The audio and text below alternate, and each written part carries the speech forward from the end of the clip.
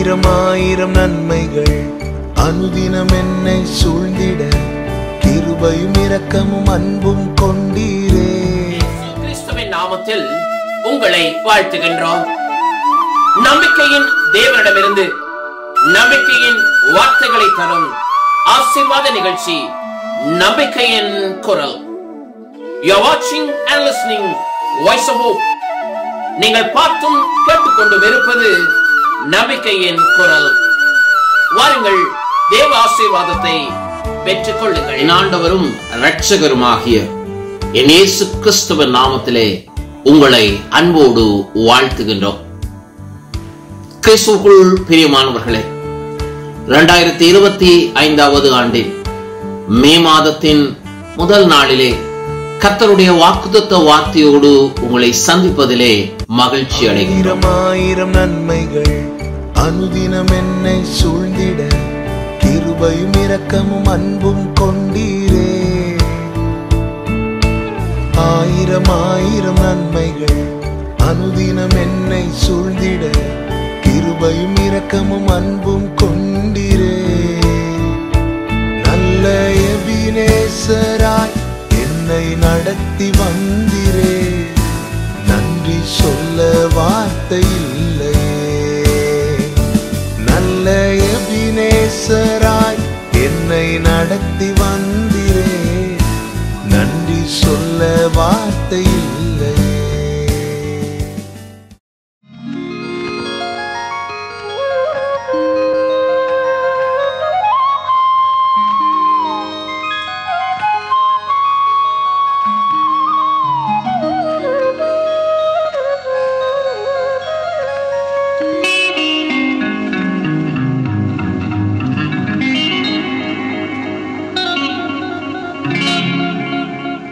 எனக்கு அருமையான தேவனுடைய பிள்ளைகளே, இந்த உலகத்திலே கர்த்தர் நம்முடைய வாழ்விலே தேவன் எப்பொழுதும் தம்முடைய வல்லமையை வெளிப்படுத்த தேவன் விரும்புகிறார்.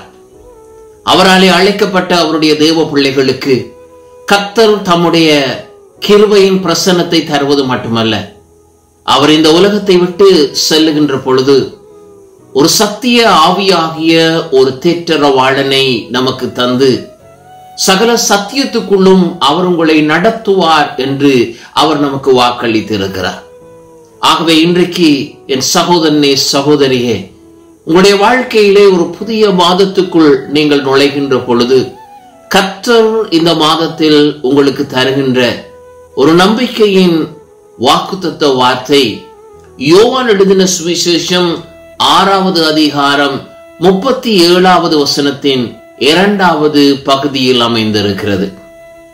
அந்த வார்த்தை இப்படியாய் சொல்லுகின்றது: என்னிடத்தில் வருகிறவனை நான் புறம்பே தள்ளுவதில்லை.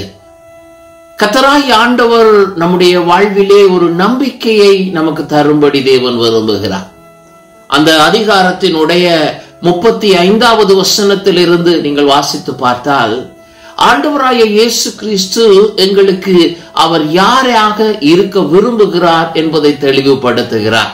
வேதம் சொல்கிறது, ஜீவ அப்பம் நானே, என்னிடத்தில் வருகிறவன் ஒரு காலமும் பசி அடையான், என்னிடத்தில் விசுவாசமாய் இருக்கிறவன் ஒரு காலமும் தாகம் அடையான் என்று என் ஆண்டவர் அவரை தேடுகிற ஜனங்களுக்கும் அவரை நம்பி வாழ்கிற அவரை விசுவாசிக்கிற தேவ பிள்ளைகளுக்கும் தேவன் வைத்திருக்கிற அந்த நிச்சயமான ஒரு ஆசீர்வாதத்தை ஆண்டவர் அங்கே குறிப்பிடுகிறார். ஆனாலும் 36வது வசனத்திலே அங்கே ஆண்டவராகிய இயேசு கிறிஸ்து நீங்கள் என்னை கண்டிருந்தும் விசுவாசியாமல் இருக்கிறீர்கள் என்று சொல்லுகிறார். சகோதரனே, சகோதரியே, இன்றைக்கு அவரை குறித்த ஒரு நம்பிக்கை நம் வாழ்க்கையில் ஏற்பட்டிருக்கிறது. அவருடைய பிள்ளைகளாய் நீங்கள் மாறி இருக்கிறீர்கள். உங்களுடைய வாழ்க்கையிலே தேவ பிள்ளைகளே கர்த்தருடைய ஜனமாக இன்றைக்கு வாழும்படி உங்களை தேவன் அழைத்திருக்கிறார். அழைக்கப்பட்ட தேவ பிள்ளைகளுக்கு தேவன் ஆசீர்வாதத்தை நிச்சயமாய் தரும்படி என் கர்த்தர் ஆயத்தமாய் இருக்கிறார். ஆகவே இந்த மாதத்திலே தேவ பிள்ளைகளே, என்னிடத்திலே வருகிறவனை புறம்பே தள்ளுவதில்லை என்று சொல்லுகிற ஆண்டவரிடத்திலே நாம் சேர்ந்து கொள்ள நாம் ஆயத்தப்படுவோம். ஒருவேளை உங்களுடைய வாழ்க்கையிலே இன்று நீங்கள் கடந்து கொண்டிருக்கிற பாதை கர்த்தராகிய இயேசு கிறிஸ்து அண்டையிலே நீங்கள் சேர முடியாதபடி உங்களுக்கு தடையாய் இருக்கலாம். என் ஆண்டவர் சொல்லுகிறார், நீ யாரா இருந்தாலும் கர்த்தராகிய இயேசு கிறிஸ்துவாகிய என் அண்டையில் வருகிற பொழுது உன்னை நான் சேர்த்து கொள்ள நான் விரும்புகிறேன். உன் வாழ்விலே வழிகளை உண்டு பண்ண நான் ஆயத்தமாய் இருக்கிறேன். ஒருவேளை உங்கள் பாவங்கள் கர்த்தருக்கு பிரியமற்ற வாழ்க்கை உங்கள் வாழ்க்கையிலே காணப்படுகிறபடினாலே, ஆண்டவரே உம்மண்டையிலே நான் சேர்ந்து கொள்ள முடியவில்லை, உம்மை நம்ப முடியவில்லை, ஆனால் நம்புகிறேன், விசுவாசிக்க முடியவில்லை, அல்லது உம்மோடு கூட இணைந்து வாழ முடியவில்லை என்று சொல்வீர்களாக இருந்தால், என் ஆண்டவர் இந்த மாதத்தில் உங்களை அழைக்கிறார். அவரிடத்தில் வருகிறவனை தேவன் புறம்பே தள்ள மாட்டார். தேவ பிள்ளைகளை, இன்றைக்கு புறம்பே தள்ளாத ஒரு தேவன், இணைத்துக் கொள்ளுகிற சேர்த்துக் கொள்ளுகிற ஒரு தேவன். புதிய ஏற்பாட்டிலே தகப்பனை விட்டு தூரமாய் போன மகன் எல்லாவற்றையும் செலவழித்த பின்பு தகப்பனின் வீட்டிலே நடைபெறுகிற அல்லது இருக்கிற ஆசீர்வாதங்களை உணர்ந்த பொழுது, என் தகப்பனிடத்திலே போவேன், வேலைக்காரனாக என்னை அங்கே நான் மாற்றிக்கொள்ளுவேன், அவருடைய வேலைக்காரர் ஒருவராய் என்னை வைத்துக் கொள்ளும் என்று நான் கேட்பேன் என்று வந்தவனுக்கு வேதம் சொல்கிறது, புறம்பே தள்ளாத தகப்பனாகிய கர்த்தரின் அன்பு அங்கே வெளிப்படுத்தப்படுகிறது. இதை கேட்டுக்கொண்டிருக்கிற சகோதரனே, சகோதரியே, ஒருவேளை உன் வாழ்வின் துயரத்தின் மூலமாய் கர்த்தரண்டையிலே சேர முடியாமல் இருக்கிறீர்களா? அல்லது உங்கள் துயரத்தின் நடுவிலே ஆண்டவரோடு ஜெப உறவிலே இல்லாதபடி நீங்கள் ஒரு தூரத்தை, இடைவெளியை ஏற்படுத்தி இருக்கிறீர்களா? அருமை சகோதரனே, சகோதரியே, என் கர்த்தர் இந்த மாதத்தில் உங்களை சேர்த்துக் கொள்ளும்படி தேவன் விரும்புகிறார். இந்த மாதத்துல ஆண்டவர் அண்டையிலே சேர்ந்து கொள்வதற்கான வழிகளை நாம் உருவாக்கி கொள்வோம். ஒருவேளை கடந்த பெரிய வள்ளிக்கு முன்பதாக அநேகர் நீங்கள் 40 நாட்கள் உபவாசங்களை செய்திருப்பீர்கள்.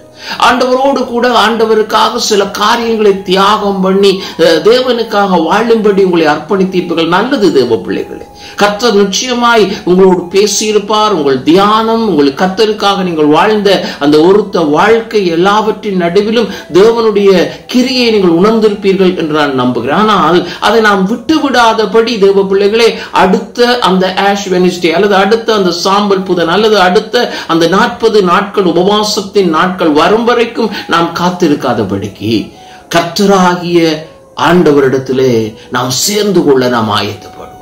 புறம்பே தள்ளுவதில்லை என்று சொல்லுகிற தேவனை இன்றைக்கு நம்ப நாங்கள் ஆரம்பிப்போம். வேதம் சொல்லுகிறது, நீங்கள் என்னை கண்டிருந்தும் விசுவாசிக்கவில்லை.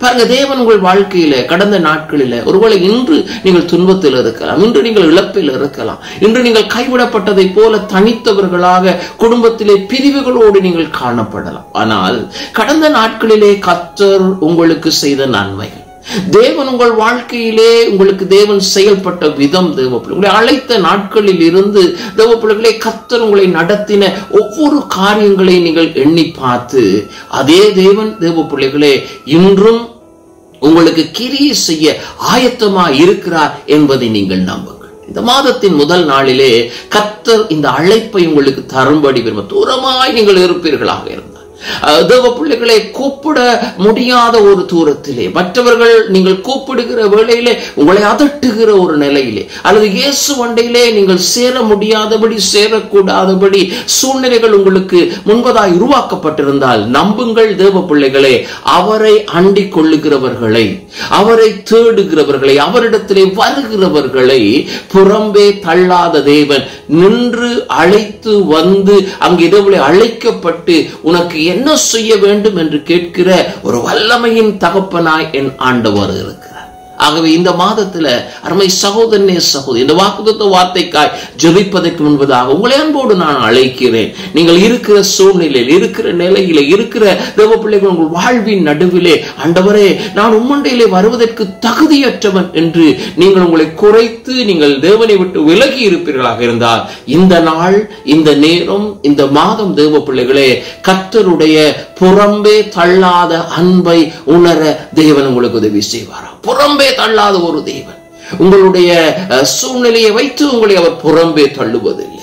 உங்களுடைய நிலையை வைத்து, உங்கள் ஏழ்மையை வைத்து உங்களை அவர் புறம்பே தள்ளுவதில்லை. விபச்சாரத்திலே பிடிக்கப்பட்ட ஒரு ஸ்திரீ எல்லோரும் கல்லறிய ஆயத்தமாய் இருக்கிறார்கள் நியாய பிரமாணத்தின்படி தேவ பிள்ளைகள்.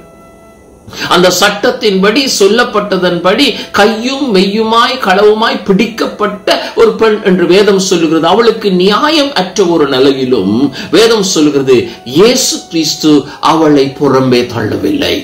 இயேசு கிறிஸ்துவானவர் அவளை தேவ பிள்ளைகளே அவளை உற்சாகப்படுத்தி அனுப்பினார் என்று சொல்ல முடியாது. ஆனால் அவர் என்ன சொல்லுகிறார், நீ போ, இனி பாவம் செய்யாதே என்று, நான் உன்னை நியாயம் தீர்ப்பதில்லை என்று சொல்லி தேவ பிள்ளைகளே அவளுக்கு இன்னும் ஒரு வாழ்வை கர்த்தர் அங்கே கட்டளையிடுகிறதை அங்கே பார்க்க. ஆகவே யாரையும் புறம்பே தள்ளாத ஒரு தேவன், யாரையும் தேவ பிள்ளைகளே நெருக்கடியிலே கைவிட்டு விடாத ஒரு தேவன் இந்த மாதத்தில் உங்களை அணைத்துக் கொள்ளும்படி தேவன் அங்கே விரும்புகிறார். ஆகவேதான் வேதம் சொல்லுகிறது ஜீவ அப்பம் நானே. ஆகவே என்னிடத்தில் வருகிறவன் ஒரு காலமும் பசியடைய முடியாது, என்னிடத்தில் விசுவாசமாய் இருக்கிறவன் ஒரு காலமும் தாகம் அடையவும் முடியாது என்று என் ஆண்டவர் ஒரு நிச்சயத்தை நமக்கு தருகிறார். இன்றைக்கு உங்கள் வாழ்க்கையிலே, உங்கள் குடும்ப ஜீவியத்திலே, உங்கள் தனிப்பட்ட வாழ்க்கையிலே நீங்கள் வைத்து கலங்கி கொண்டிருக்கிற ஒரு காரியத்தை நிமித்தமாய் கர்த்தரை விட்டு தூரமாய் இருப்பீர்களாக இருந்தால் இன்றைக்கு ஆண்டவரண்டிலே சேர்ந்து கொள்ளுங்கள். இந்த மாதத்துல கர்த்தர் உங்களை ஆசீர்வதித்து நடத்துவாராக. ஆகவே மீண்டுமாய் இந்த வாக்குத்தத்த வசனத்தை வாசிக்கிறேன். என்னிடத்தில் வருகிறவனை நான் புறம்பே தள்ளுவதில்லை. ஜெபிப்போமா தேவ பிள்ளைகளே. அன்பின் பரலோக தகப்பனே, இன்றைக்கு உம்மண்டையிலே வந்திருக்கிற உம்முடைய பிள்ளைகளுக்காய் நன்றியோடுமே ஸ்தோத்தரிக்கிறோம். இந்த நாளிலே உம்முடைய பிள்ளைகளை தேவன் நடத்தும்படியாய் நாங்கள் ஜெபிக்கிறோம்.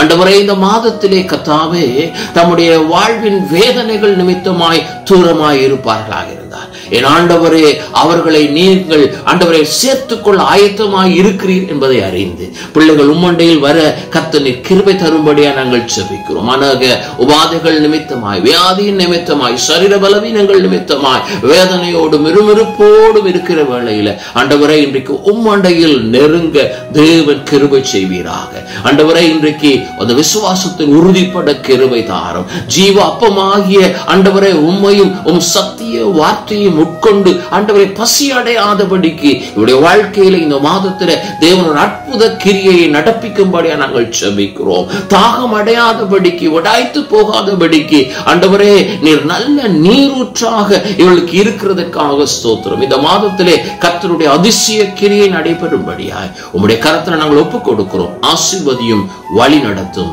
எல்லாவற்றையும் எங்கள் இயேசுவின் நாமத்தில் ஜெபிக்கிறோம் எங்கள் நல்ல பிதாவே. ஆமென், ஆமென். ஆம் கிறிஸ்துவுக்குள் அன்பானவர்களே, இந்த மாதத்திலே தொடர்ந்து ஜெபியுங்கள். நான் புறம்பே தள்ளுவதில்லை என்று சொல்லுகிற ஆண்டவர் உங்கள் வாழ்க்கையில் வல்லமையான கிரியையை தேவன் நடப்பிப்பாராக. ஆமென். ஆம் கிறிஸ்துவுக்குள் அன்பானவர்களை, மீண்டும் ஒரு தேவ செய்தியோடு உங்களை சந்திக்கும் வரை கர்த்தர் உங்களை ஆசீர்வதிப்பார் என்று கூறி உங்களிடத்திலிருந்து விடைபெறுகிறேன்.